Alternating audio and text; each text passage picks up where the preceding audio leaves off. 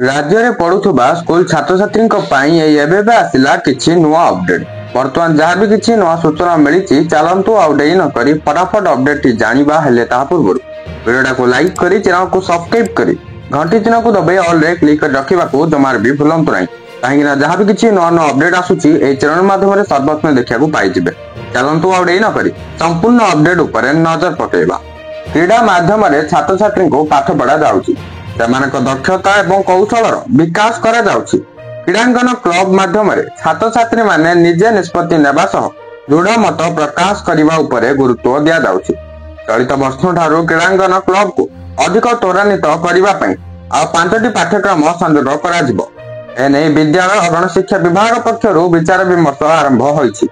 सूचना अनुसार क्रीडांगन क्लब रे पूर्वर नेतृत्व नेबा आत्मसचेतनता सहयोगिता समय परिचालना एवं समस्या समाधान परी 5टी पाठ्यक्रम थिला।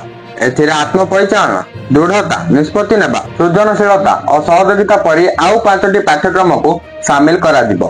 फल छात्र छात्री मानक नेतृत्व नेबार दक्षता वृद्धि पाइबो। निज सामर्थ्य एवं दुर्बलता जानिबा सह भविष्य निर्माण करबा नै सचेतन होई पारिबे। एहा सह वृत्तिगत जीवन में छात्र छात्री को सफल करबा पई विभाग योजना प्रस्तुत करुछि।